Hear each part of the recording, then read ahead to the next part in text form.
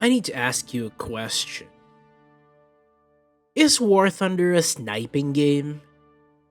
Because if you think yes, I don't blame you. After all, the game actually makes concessions and incentivizes sniping.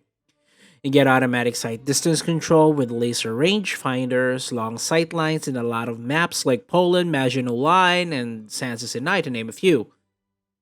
But somehow, if you ask Pacifica, longtime player, user skin creator, and most importantly, forum moderator for War Thunder, he says that War Thunder isn't a sniping game.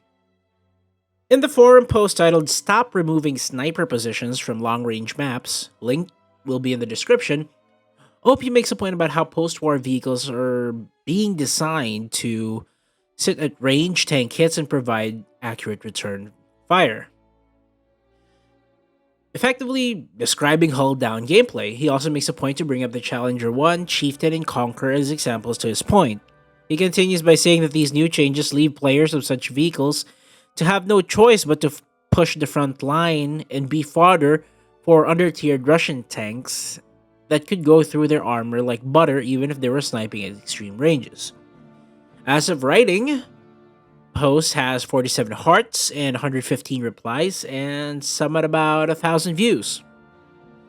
So OP has compelling reasoning, right?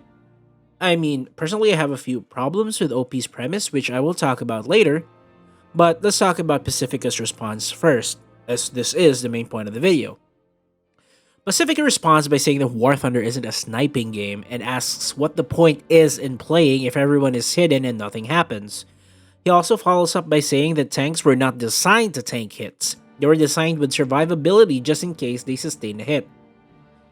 There's 24 replies to this one, and because this is a real spicy take from a forum mod.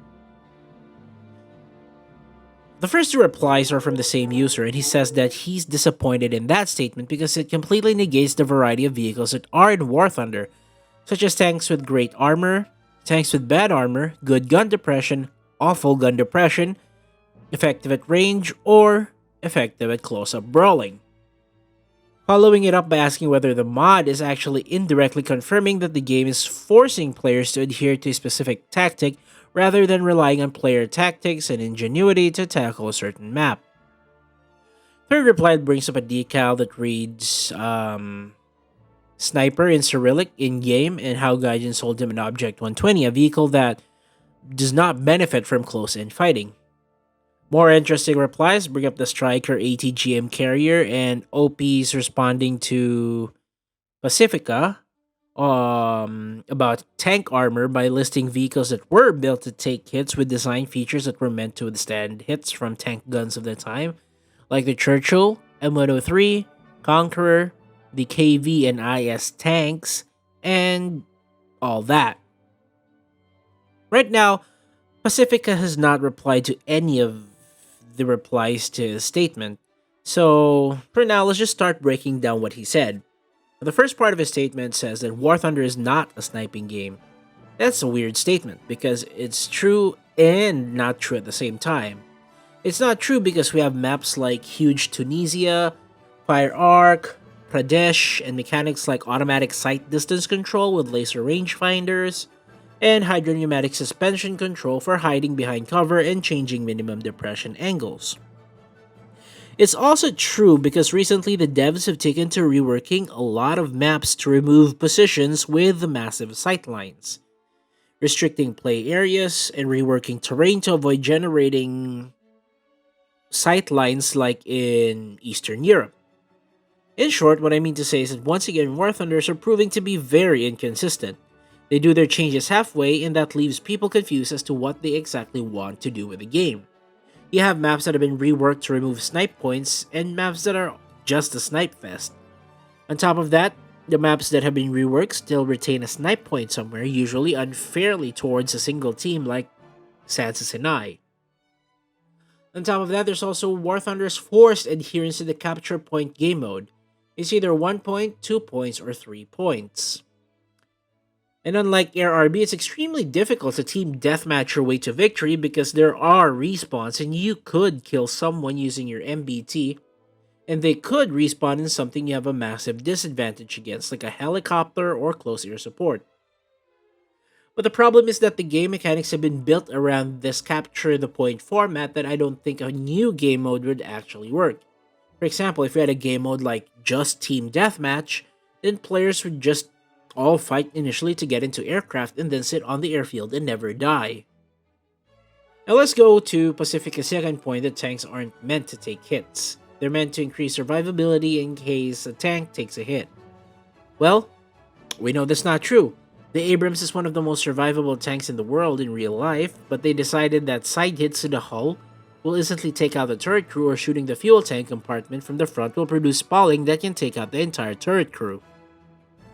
The Challenger 1 and 2's glycol-filled ammo compartment is not modeled, so hitting any of the propellants will just be an instant ammo detonation instead of slow burning fire that can be extinguished. The point is that tanks aren't made to tank hits and only increase survivability is actually a contradiction in the face of most tanks' construction philosophies. Forget World War II tanks. We have MBTs that were built to tank hits. Early MBTs like the M48 and T54 were built in a time that shambles were not in widespread service and tanks still used full caliber AP shells. Their designs helped them to resist hits from full caliber AP shells, such as the rounded hull front of the M48 and its turret design, and the T54's slope thick front plate. But, let's be fair. Let's examine OP's premise. He says that tanks like the Challenger and Chieftain are fodder for Russian tanks that could go through their armor like butter even if they were sniping at extreme angles. If you say that, it opens up to the argument that sniping is useless in the end because Russian tanks can't pen you at that ranges anyway, and at least CQC gives you a higher chance of hitting them in the weak spots. The proper statement should be that OP should have just omitted the last part because at Hulldown, long range opens you up to utilize the Challenger and Chieftain's turret armor to bounce hits, or have enough time to reverse, even with the Chieftain's horrible reverse speed, due to how slow ATGMs fire in the game. Almost every top tier MBT benefits from sniping, especially tanks at top tier with bad armor and mobility like the Ariete. So what do I think? Is War Thunder a sniping game or not? I think it's supposed to be a tactical game. A game that allows you to formulate your own strategies to take on a map. It's neither just a sniping game, and it's not just a frontline game as well. It's a dynamic game that promotes adaptability to various situations as the battle unfolds. It's very unfortunate that Pacifica and the devs don't see it that way and just see the game as a CQC fest that should just revolve around the cap points. This is a philosophy that's very detrimental to the game, and if War Thunder takes this in this direction, I don't think it'll be healthy for Ground RB. Now that's what I think. Thanks for watching. This is the Dr. MD. Godspeed. Gaijin put out a new roadmap, and I think it's not bad.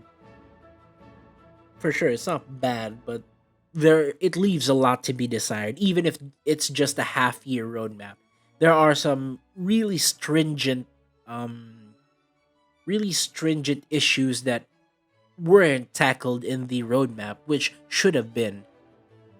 There's a lot of neat features, sure, like separate chaff and flare keybinds, but